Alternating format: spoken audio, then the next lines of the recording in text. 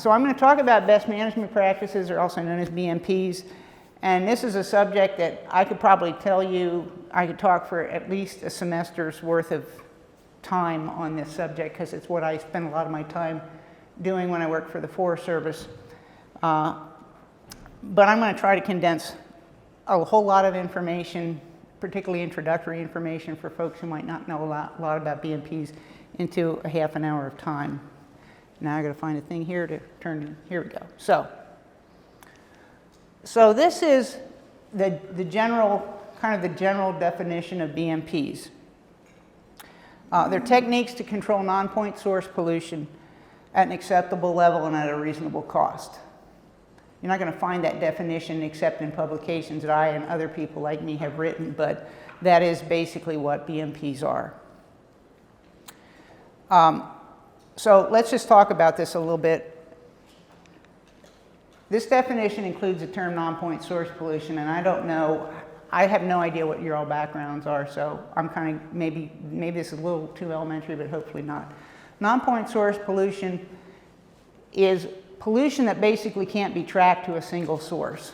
It could occur from lots of places, and it's hard to identify exactly where something came from.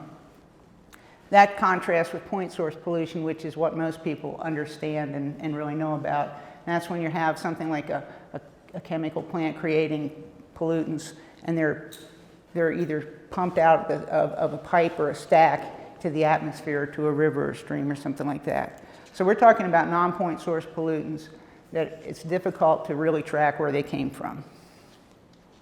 Okay, there's many different kinds of non-point source pollutants. But the most common one is sediment. So I'm going to go back here a minute. Okay, so what I'm going to do is talk about non-point source pollution in terms of sediment, because that's what the real concern is today. And it is the most common type of non-point source pollutant, so it is really what most people talk about when they're talking about BMPs. So in this, the definition just changes slightly.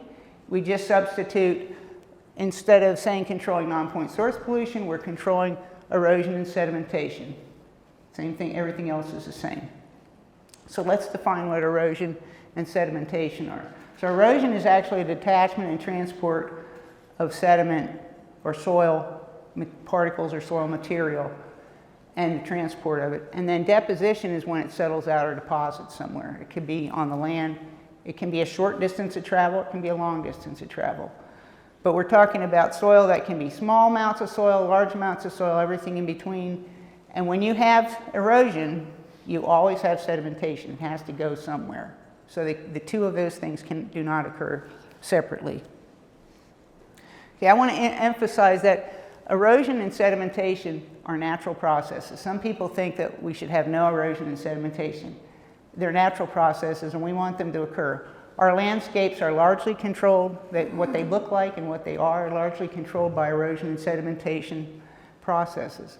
What our floodplains look like, what our rivers look like. The reason that the Appalachian Mountains are no longer 20,000 feet tall is primarily because of erosion and sedimentation.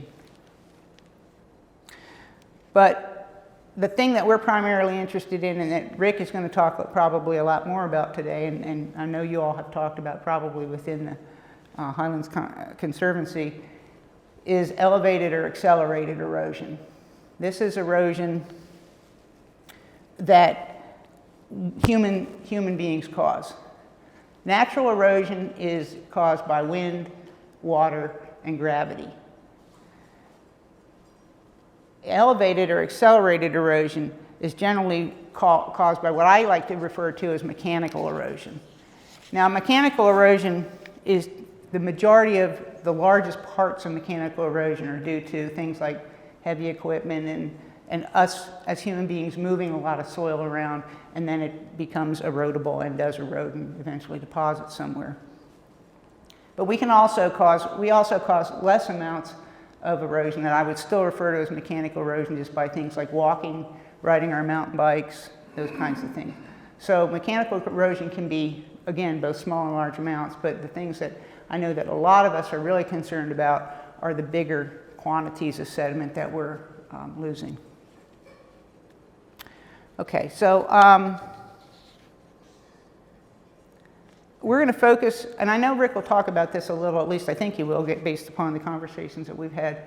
I'm talking about water quality a lot in this presentation, and particularly because we're talking about candy darter, and that's in the water. But we're also concerned about the soil losses, because the soil resource itself is a really critical resource. It's what allows things to grow and all the things that result from that. It also sequesters carbon and other things like that. So even though I'm going to focus, and I think Rick will focus a lot on water today, we're also really concerned about soil losses just from the perspective of losing that resource. Okay, so we go back to this definition of erosion, or excuse me, of non-point source pollution focused on sediment losses. And you see that there's two kind of, there's 2 points in this that need to be explained or talked about. One is that we're talking about erosion and sedimentation at an acceptable level and at reasonable costs. So we have these things that we're saying BMPs are not expected to control all pollution, all sedimentation and erosion, or erosion and sedimentation. We don't expect those numbers to be 0 with BMPs. And we do not expect you to spend incredibly large amounts of money on BMPs. So these are, even though they're called best management practices, they're really not the best we could do, because if we were going to do the best we could do, we either wouldn't do anything, or we would spend an incredibly large amount of money to protect soil from erosion and sedimentation that results.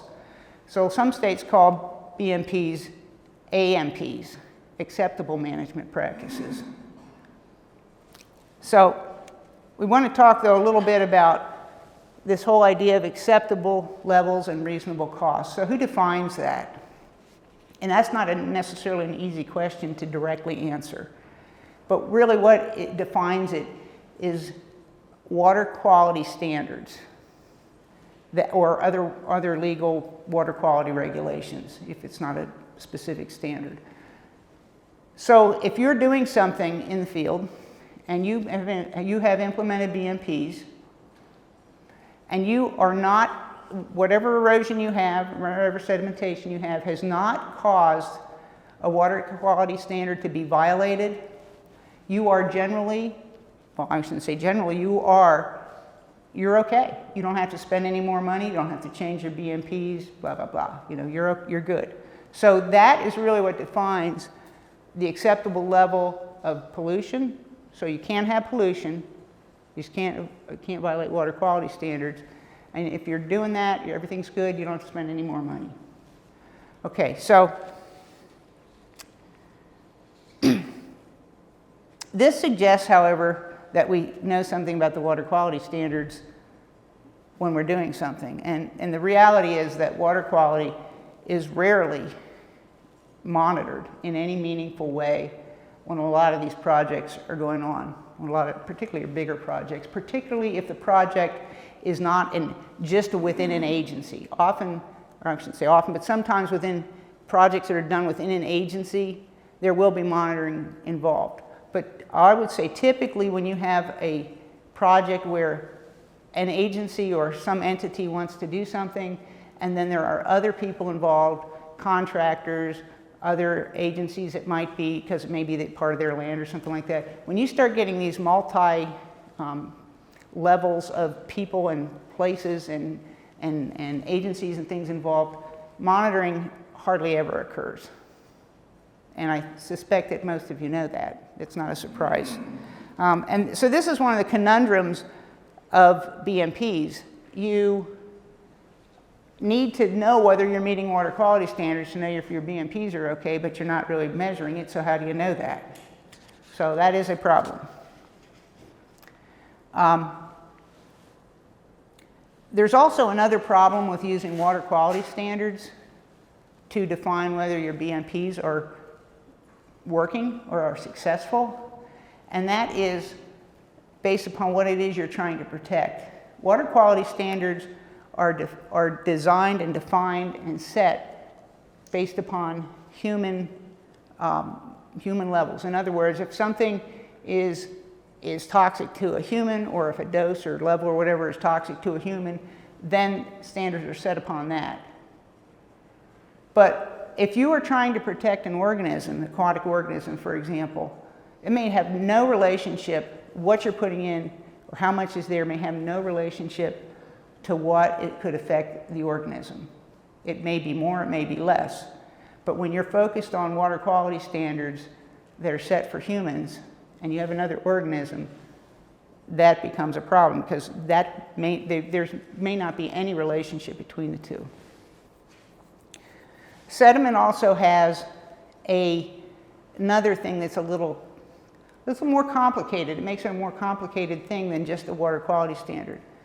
Water quality standards are measuring things that are in water, typically, in the water column. Usually they're dissolved in the water column, but they may be suspended. They're just floating around the water column. That's what sediment does. It floats around in the water column until it settles out. So sediment spends part of its time suspended. That's what really most places the water quality standard applies to, but then it settles out. And so we potentially have an effect on the organism when it's in the water column, and then we potentially have an effect when it settles out.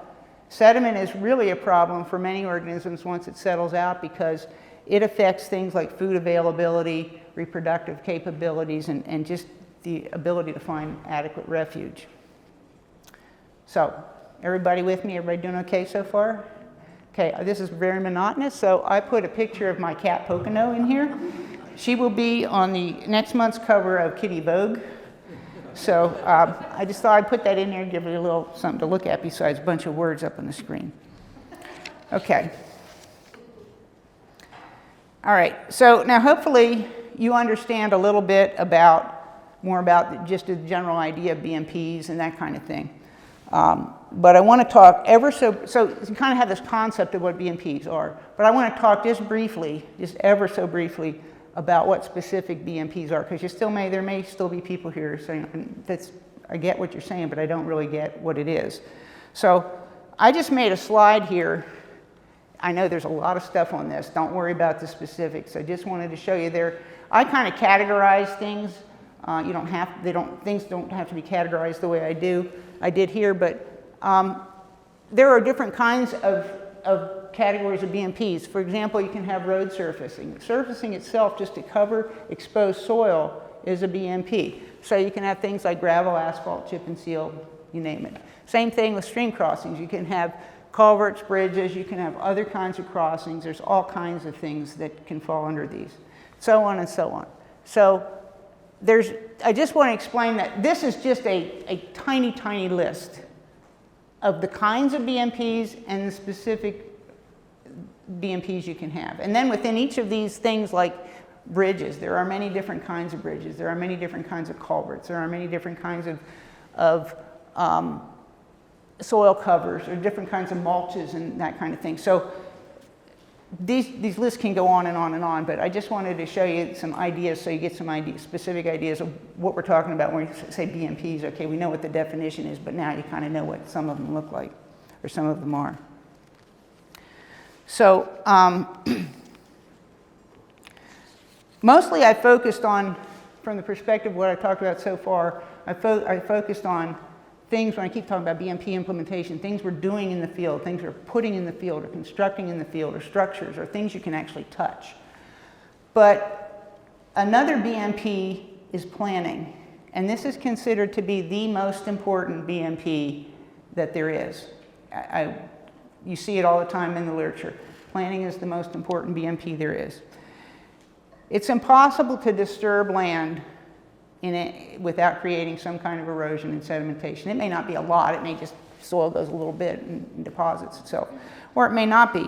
But good planning can greatly reduce the amount of erosion and sedimentation, the amount that we elevate as humans, that mechanical erosion. It can greatly reduce that. We can also use planning to evaluate if the desired project outcomes can be achieved under alternate, less impactful scenarios, or if it can help identify BMP prescriptions that may work better than just putting something out there, because that's what we've always used. And good planning doesn't just, I think this is really the important thing for people who put BMPs in and contractors and things like that. Good planning can greatly not only reduce erosion and sedimentation, but it can greatly reduce your costs. So why not keep that extra money in your pocket? If you can plan something so that you, for example, let's say we're going to build a road. If I can build less miles of road and still achieve my project outcomes, I just saved a whole bunch of money. Roads aren't cheap to build. I just saved a whole bunch of money. So planning is really, really an important BMP. And planning helps us avoid problems in the field before we have them. It's always cheaper to avoid a problem and deal with it by avoiding it than trying to fix it or realize you have a catastrophe in the field. Now what do I do? That's very, very expensive to deal with. Okay, so BMPs also let you figure out to some degree what BMPs are appropriate for the situation. And BMPs that you select are really critical. What you choose to put somewhere is really critical to effectiveness. And that's because not all BMPs are created equal. I don't want to spend a lot of time talking about individual BMPs other than that slide that we showed a few slides ago. But I do want to emphasize there are great differences in BMP effectiveness. Some BMPs are very effective at controlling erosion and sedimentation, and other ones are not so great, but they're still in BMP manuals and people still use them widely. One of the most common BMPs across all types of industries, and by industries I mean things that still are non-point source pollutants, like construction, minerals extraction, forestry, agriculture, all those things. They are non-point source polluters, but they are still industries. So one of the most important or most common BMPs across all those industries is revegetation. Revegetation is probably the best and most effective BMP you can ever use. And ironically, it's also one of the easiest to get to achieve, and it's also one of the cheapest things to do. By contrast, this is one of my sore points, because this is the BMP I hate the most, silt fence. It's really commonly used. It's like the least effective BMP there has ever been. It's used inappropriately. It's difficult to put in properly. It's not maintained. There are also all kinds of problems with it. It's particularly inappropriate, and I will say it's particularly difficult to put in to forested situations and use in forested situations or near water bodies. And again, like I said, it's rarely maintained. There's almost no maintenance. You see, and I know you've all seen this, you drive along and you see silt fence somewhere. Where is it? On the ground. Or it's completely off its post and it's just laying on the ground. So that's why I don't like silt fence. But that lets me segue into this idea of maintenance. Maintenance is another BMP. It's a BMP that often is given very low priority, or it's completely forgotten, or it's not done enough. And if you're going to have BMPs out there and you're going to have them function, they have to be maintained. And maintenance isn't just a short-term thing. Here, I got this project, I'm doing this thing, I got some BMPs, now I maintain them and then I walk away. Because some BMPs that are out there are long-term BMPs. Things like culverts under roads. You need to that is a BMP, and it's a BMP there as long as that road's there. So those ditches or whatever that are leading to that need to be cleaned. They need to be kept clean so that the culverts don't clog and you don't end up with the road washing out and things just going down to the stream that's down below. Okay, everybody all right still? Here's another one. Here's my dog. I just put this in because it was like fall. And if you look out the window, you are experiencing your eclipse right now because you can't see the sun at all. So we have, those who said we would not have much of an eclipse were wrong. We're having a great eclipse here. Okay. So now it should be clear to you, I hope it is at least, that there's no guarantee that effectiveness levels that you're hoping for are going to occur. That they may or they may not. Part of it depends upon the BMPs you use. Likewise, you cannot equate BMP implementation with BMP effectiveness. If you say I have 100% implementation, everything that was in my project that I said I'd do, I did, I cannot assume I have 100% effectiveness or 100% success with controlling erosion sedimentation. It just doesn't work that way.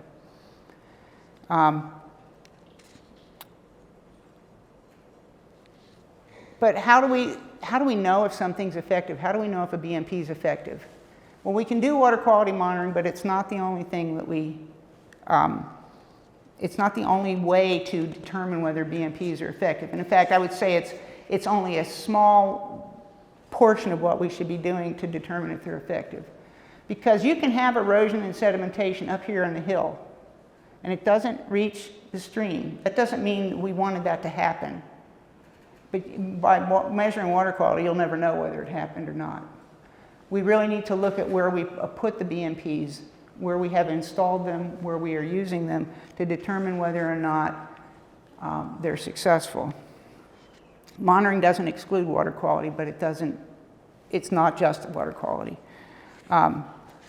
Observations go a long way. You don't have to do a formal monitoring study. I believe you do not have to do a formal monitoring study. I have learned a tremendous amount in 37 years working with the Forest Service before I retired, just looking at what you see in the field.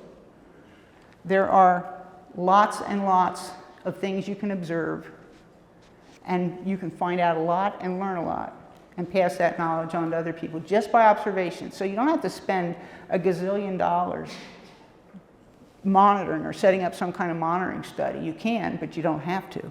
I believe that if you just pay attention and you really spend some time in the field looking at BMPs that are set up, looking at different, and it can't just be one place. You just don't go out to one place and say, okay, well, this is successful, this isn't, this is, and assume it's always going to be like that.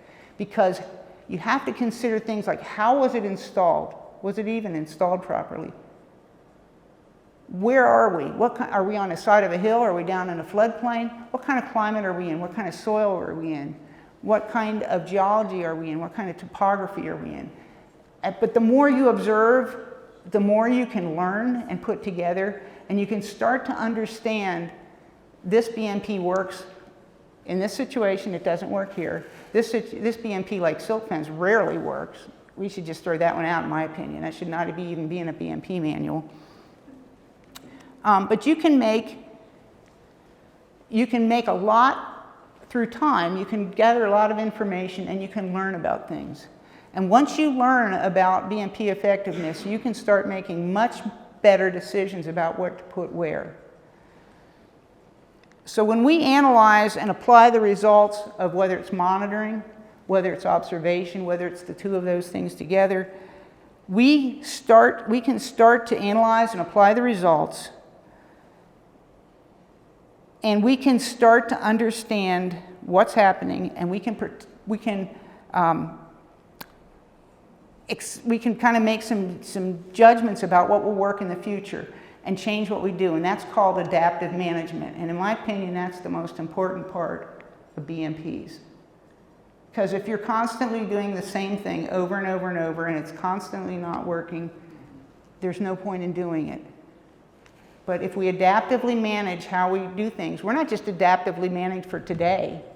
We theoretically can improve our knowledge and our adaptive management through time. So we're constantly improving. That's the goal, is to constantly improve. Not just improve to the next project, but constantly get better. And that is really the key, in my opinion, to protecting soil and water. Let's see. So again, I'll just emphasize that monitoring is really what you need to do. And success or failure in one situation doesn't mean that same success or failure is going to occur somewhere else. Unfortunately, most people that I know and I have been in contact with do not monitor or observe or anything about BMPs. They put them in, and that's the end of it. They put them in, they go to the next project, they put them in, they go to the next project, they put them in. The problem we have with BMPs is that the people who design them and who select what you're going to do very often are not the people who are putting them in. And we talk about projects that are, like, say, intra-agency. We do a better job because people are talking to one another. When we get to jobs, when we get to projects like Corridor H or a pipeline or something like that, you've got a company that is doing something, they're designing and that kind of thing, but then you've got somebody else who owns land, you've got contractors who may not even work for the same company, but you've got lots of contractors doing things. Nobody's talking to anybody. And if you don't have the people if you don't have anybody on staff who's responsible for paying attention, and I don't just mean inspectors, because inspectors are going out and they're looking at things and they may have a wealth of knowledge, but that wealth of knowledge isn't going anywhere except to their head. And then if they see a problem, they say, hey, you need to do this. But we need to do a better job of figuring out how to get information from people who may have that knowledge to where it needs to go for design and that kind of thing. There's a lot of problems with people really not understanding what they're suggesting should be in a plan or in a design. They don't really know whether that's appropriate. I've seen people call for, even kind of in white hat projects, call for silt fence to be put along the stream bed to protect from erosion and sedimentation that isn't even, there's nothing around there. And to put silt fence in, you have to actually trench, install the bottom part of the silt fence in the ground. Well, now I'm along a stream or I'm on a stream bank, and I just opened up a whole bunch of raw soil. I mean, I see stuff like this all the time, and it doesn't make sense. People don't think about what it is they're asking for. So you just need to understand better, and there needs to be more communication. And I don't know how to solve that problem. I'm not an expert on figuring out how to solve that, but I do know that is our big problem. And I've got 1 or 2 minutes, so I'm going to just say one thing here. And I thought a lot long and hard about how can we make BMPs better, and that's kind of, I thought about that. But I also thought about how do we take that information and how do we do more with resource protection? And this is really where I think, again, it comes down to communication and working together and not working in isolation of one another. If you've got a big project that you want to do, somebody wants to do a big project, all of a sudden they develop kind of these ideas, this is what we want to do, this is our outcomes we want to have. And then maybe there's some scoping and some public input, but it comes later. There's already been all this thought about what we're going to do and how we're going to do it. When in fact, what if we were the group who wanted to do something, or some of you find somebody who's got a group and wants to do something or build something or whatever, and at that moment in time they start thinking about it. They start getting in touch with stakeholders, saying, what are your concerns? Not later, now, before there's ever any step to starting to put pencil to paper or design to paper and then having you comment on it. If we could do it all, and I know it might take a little longer, but I don't actually think it would take longer to complete the projects, because if we can all kind of work cooperatively together early, we don't avoid this. Well, we've decided how we're going to do this, so just give us your opinions on what this particular very specific way we're going to do it. That's not the way it should be. If you want to protect candy darter, for example, which is what Rick's going to talk about. If you're going to protect candy darter, then let's get all that discussion in when the project is first starting, not later. I don't know how to do that, but that's really what it seems like, this whole idea. We need to, and again, that also ties in with BMPs. We need to bring all that in at the beginning too, all that information. So that's all I've got, and I hope at least you enjoy the pictures of Pocono. So.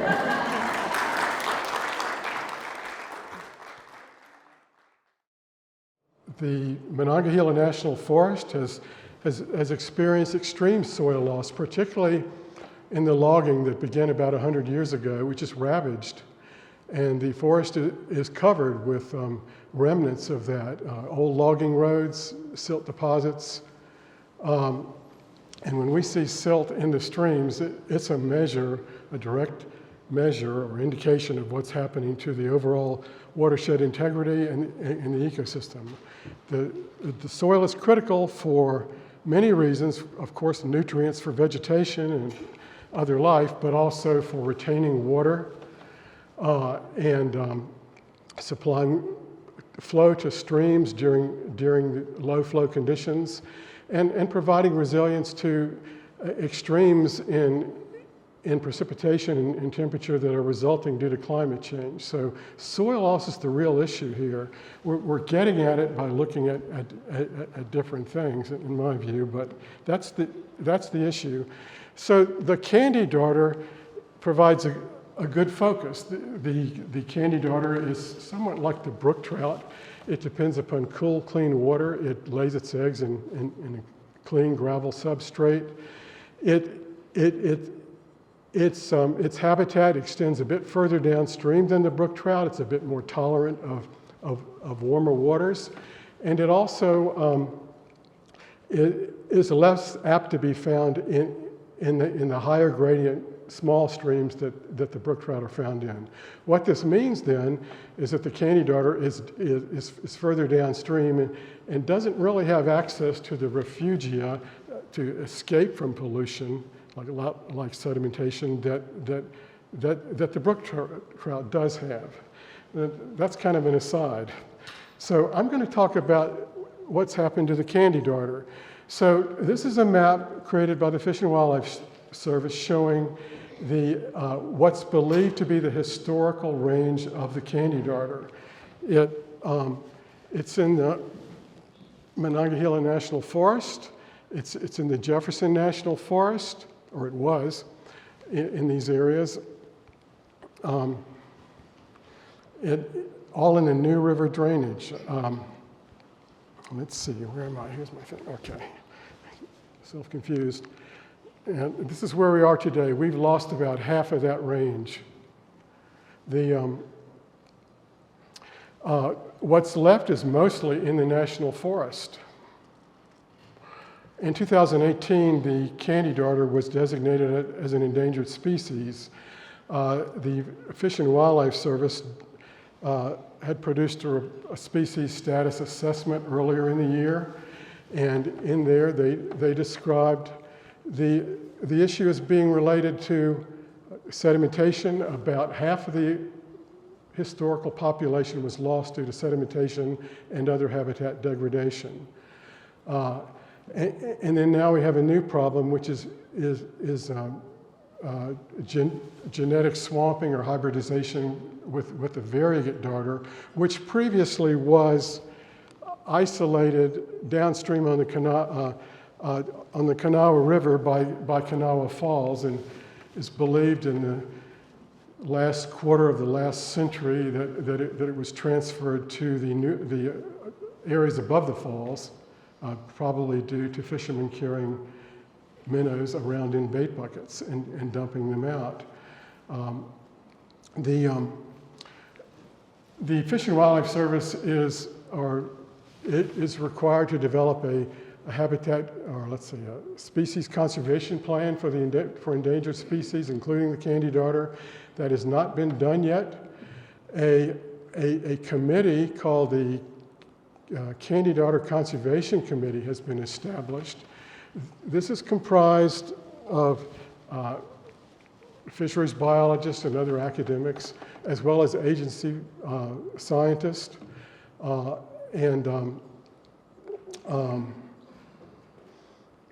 their focus has primarily been on the genetic issue. They've not really focused much on the issue of sedimentation and habitat degradation, which is what kind of caught my concern. I mean, the genetics is a big issue, but the historic loss has been due to sedimentation. It's an ongoing problem. It's not acceptable to say, as some have tried to do, that we shouldn't really be too concerned about the sedimentation because this is a lost cause due to the genetics. Well, I don't think we can be quite so assertive as that. And and certainly multiple stressors impact a species more than single stressors. So the National Forest has a huge responsibility in terms of preserving and restoring the candy darter. Yet, as far as I can see, very little has been done in terms of changing management practices, how things are done, doing BMPs better, for example, or differently, or prescribing more rigorous BMPs. That has not really been done. To some extent, in some of the projects that the Forest Service proposes, they do emphasize project design, keeping the roads away from the streams. That's not always done, though, and then rigorous implementation of BMPs, which is an issue. So I'm trying to remember so this shows that's a slide I meant to show earlier. That focuses in on a sign that is in one of the streams that are beside one of the streams or waters that supports the candy darter. And the sign acknowledges the hybridization problem. You can see the candy darter and the variegate darter, and then the hybrid darter, the hybrid version, which will ultimately be mostly variegate darter if the geneticists are right. And so hybridization is listed prominently, but also habitat. But this committee has not really, the Candy Darter Conservation Committee has not really addressed the sedimentation problem. They're mostly geneticists, and also they probably don't know what to do about it. I can understand that. I mean, Pam has described how difficult it is to control sedimentation, for example. So this then shows the national forest in relation to what's left of the candy darter habitat and also the historic range. Up here in the upper Gauley, the Williams River, Cranberry River, Cherry River area, and then in the upper Greenbrier. Both of these are tributaries to the New River. And there's a little bit of candy darter left in Virginia, mainly in the Jefferson National Forest, and the strongest population is Stony Creek right here. So I'm going to focus in mainly on this area right here, where the candy darter is in the Monongahela National Forest. So this is that area, and what's shown are Forest Service management projects that involve commercial timber harvest and road construction and use. Most of these projects are in the review stage. The Upper Greenbrier North project was approved and implemented following around 2012. The Highlands Conservancy has a legal challenge to the Greenbrier Southeast project, and I'm going to explain why that's the case. The Deer Creek project is in review. Nothing's been really released in terms of its NEPA documents. Cranberry Spring Creek, we're waiting for the environmental assessment. The Gauley Healthy Forest Restoration Project was approved, did not go through the NEPA review process, was instead approved under a categorical exclusion, ostensibly to control insect infestation and fire. So these projects affect the candy darter, and they're certainly not the only thing that affects the candy darter. The Atlantic Coast Pipeline was proposed to cut right through here. It's been canceled. The Mountain Valley Pipeline still crosses candy darter habitat on the Gauley River a bit downstream from here, and then on the Greenbrier River in historical candy darter habitat down off the screen there. Now, another major impact is coal mining in candy darter habitat, coal mining draining directly to critical habitat of the candy darter. This is the cover from the current issue of the Highland Voice, an article by Andrew Young describing coal mining in the South Forkatcherry, Laurel Creek area just south of the ownership area of the National Forest. This mining is still actually in the National Forest. It's within the proclamation boundary, that sort of beige shaded area. That land was never purchased to be made part of the National Forest, even though it was authorized by Congress. And many maps you see of the National Forest actually are of the proclamation boundary. It's a bit misleading. So, I mean, pretty heavy duty resource extraction is occurring that would not occur in the National Forest itself, most likely, at least in this day and time. So a number of conservation groups have initiated an effort to try to address this situation. A notice of intent to sue was submitted to the Forest Service because the Forest Service permitted a road that allowed coal from one of these operations to be hauled on across the National Forest, and they did not do any environmental review in conjunction with that. So that's another area that I'm not going to get too much into. It's a pretty deep topic. Read this article and you will see that. We have the Allegheny-Blue Ridge Alliance maintains a program, the Conservation Hub, where a main thing we do is we create web maps that provide the details about these projects, proposals that risk environmental harm, and put them in an environmental context. We have a hub site and a web map for the mining in the South Fork of coal. We also have web maps for all of these other national forest projects. So this is a map of the Greenbrier Southeast project area.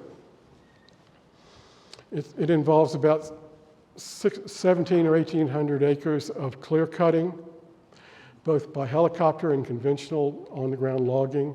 A lot of road work, including new roads built, temporary roads built, decommissioned roads that have been unused for years, reopened and used again, and then also some restoration work. These little squiggly lines here indicate the location of old logging roads. The National Forest is covered with hundreds of miles of old logging roads, which are a sedimentation source and a cause of hydrologic alteration. But I don't want to get too carried away with that. What this map also shows, so here's the project boundary. It includes some private land. The East Fork of Greenbrier here and Little River here are both candy darter habitat. What's shown here, though, is trout distribution. The purple lines are areas where brook trout are verified to be present, and then high likelihood and good likelihood. Also shown are some non-commercial spruce restoration work as well, about 150 acres of that, I believe. And then finally, what I want to point out is these points right here. These are monitoring stations for a program referred to as the Aquatic Ecological Unit Inventory Program. The Forest Service, the Monongahela National Forest, has a very relatively innovative program compared to other national forests, where about every 5 years the fisheries biologist team returns to these locations and collects a range of data. One of the types of data they collect is fine sediment concentrations in the stream bed. They look specifically at the best brook trout spawning gravel in each one of these reaches, and they take a volume of the stream bed itself, take it back to a lab, and run it through different screens, and determine what portion of that of the substrate is comprised of fine particles less than 1 millimeter and then less than 4 millimeters. In its periodic monitoring and evaluation report, the Monongahela National Forest identified 1 millimeter and 4 millimeters as criterion for evaluating stream sedimentation impacts. Now, these graphs here basically have taken all 126 of those stream reaches and looked at the sediment levels and ranked them in order. And where it crosses the all of the streams that are above this line here, which is that 4 millimeter criterion, exceed the value, and the ones below are less than that value. So we see 58% of the 126 sites in the Monongahela National Forest, stream sites, exceed the 4 millimeter criterion value, and 83% exceed the 1 millimeter criterion value. Pam has done some work that and published some work showing that a perhaps even more meaningful relationship is the proportion of this less than 4 millimeter load that is comprised of the 1 millimeter. And in most of these cases, it's pretty high.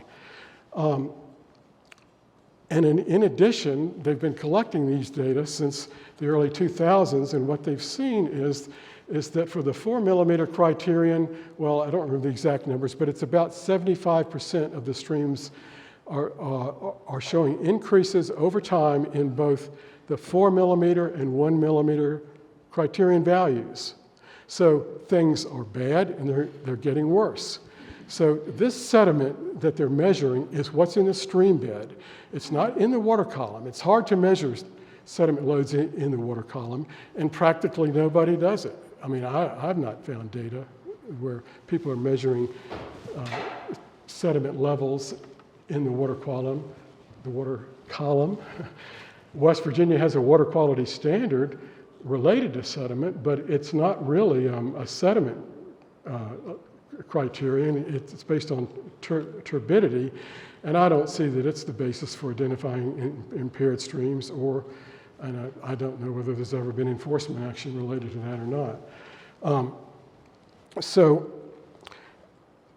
this is sort of the bed load sediment.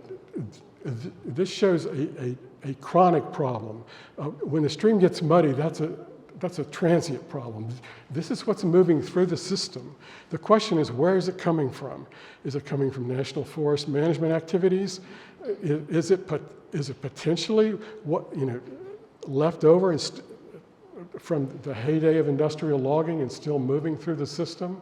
I think that's probably part of it. And the reason I think that is because you can see banks of sediment at the bottom of some small tributaries that, why else would they be there if they hadn't moved there earlier, during some other disturbance? And there's bank scouring, continuing erosion. So it's a complicated problem, but it's one that needs to be solved.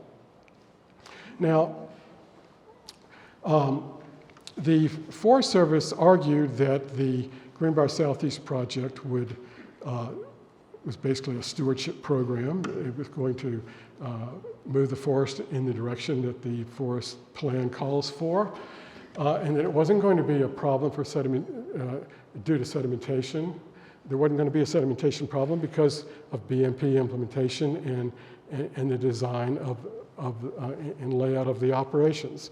Now, we've looked at some data that seem to suggest like I said, for the whole forest, that things are trending in the wrong direction. So looking specifically at the AEUI monitoring sites that are in the candy darter habitat, that drain to candy darter habitat, we're looking at something like 60 points. If you look at the 4 millimeter criterion, something like 95% of them exceed that value in the candy darter habitat. You look at the 1 millimeter, it's even slightly worse. So when we looked at the environmental assessment that the Forest Service produced for the Greenbrier Southeast project, a couple of statements in there kind of struck me as a kind of a stretch. The percentage of fine sediment is showing a relatively stable trend across the analysis streams. That's simply wrong. And then they go on to say, design features and mitigations to reduce potential adverse effects to watershed processes are expected to reduce effects and continue trends towards stable or improving watershed condition. Well, I'm not seeing evidence of that stable or improving watershed condition. Maybe they're referring to their planning efforts and the fact that they're getting, maybe year after year they're doing a little bit better with BMPs. I guess that's an improving watershed condition, but it's not related. It's not reflected in the sediment data. So, looking at the idea that there's a relatively stable condition relative to sedimentation in the Greenbrier Southeast project area is refuted by the data. So these are the data for 5 stations in the Greenbrier Southeast project area. This is looking at the 4 millimeter criterion. This is the detrimental effects criterion value. And what we see is basically, except for one stream, all of them exceed that, and we don't see any signs of improvement. The same is certainly true for the 1 millimeter. There's no way I can look at that and say that that's an improving condition. So the Forest Service also argued that they would implement BMPs, and that would be that sedimentation impacts would be reduced, minimized, reduced to acceptable levels, to discountable levels. They could be dismissed based on the amount of reduction that would be occurred with no quantification at all. To refer to something as being minimized and then say, and this will minimize it even more, that's flawed semantics, the wrong use of words.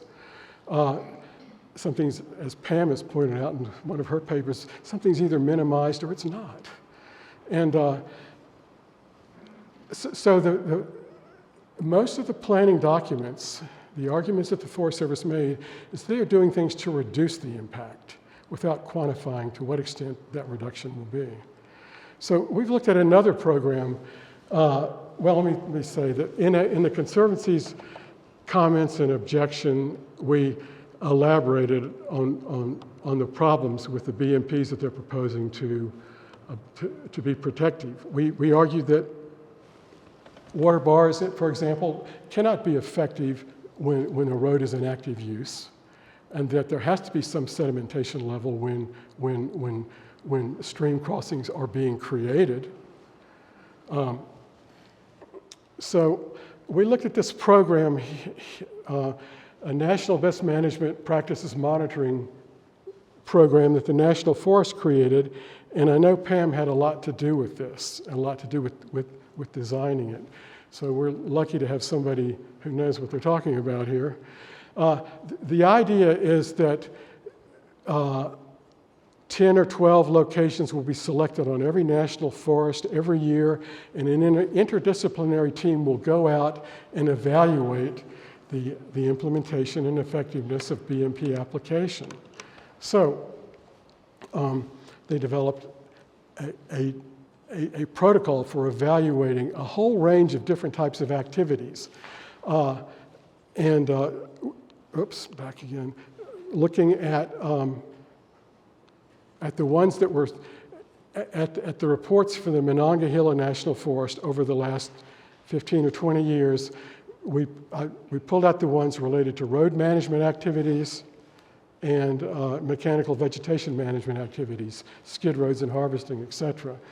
And looked at the data that were reported. And so this reflects a composite score that takes into account planning, implementation, and effectiveness.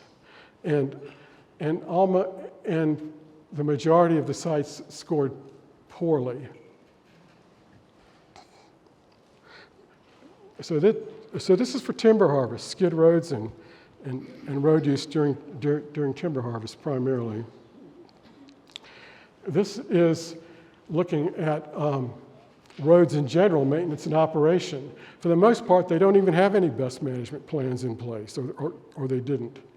And they scored poorly, and in a couple of cases, they did well. So we take this as evidence that we cannot rely on the Forest Service's implementation of best management practices to be protective. And in our objection, we argued that the continuing degradation of streams due to sedimentation is a baseline condition that must be evaluated before the Forest Service decides to go forward with new projects that may exacerbate the habitat degradation that is there now. The Forest Service responded to that objection basically by claiming that the sedimentation is due to natural causes. And the supervisor, in his response, cited some analysis they'd done, claiming that the data shows that sedimentation levels are higher associated with some of the wilderness streams that they've looked at versus some of the forest management, the streams that are managed by the forest, or let's say the watersheds. I think the operative word was some. And the data that they selected for this analysis was very selective. This shows the locations of what we had to follow up and request they provided reports, summary reports. I'd say we went around the block about 3 or 4 times before we finally got the data. And what the data show is that it identified the streams that they classified as wilderness versus the ones classified as streams subject to forest management. Some problems with this. All the streams selected show elevated fine sediment concentrations. The wilderness areas were not, the watersheds that were designated wilderness are not simply that. There are roads in selected wilderness areas, what they call, put that in quotes, and there's also a wide variation in other factors that affect landscape erosion potential, slope, bedrock, soil type, that sort of thing. Let's see. These are the data for that set of streams. The green ones are the wilderness streams, and the orangish ones are the ones that are subject to Forest Service management. So the point was made that the wilderness streams are worse than the managed streams. I don't see that very clearly in the data,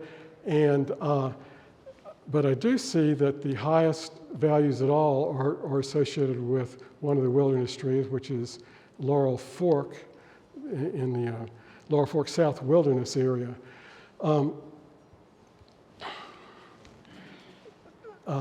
This is a map showing the stream monitoring site on Laurel Fork.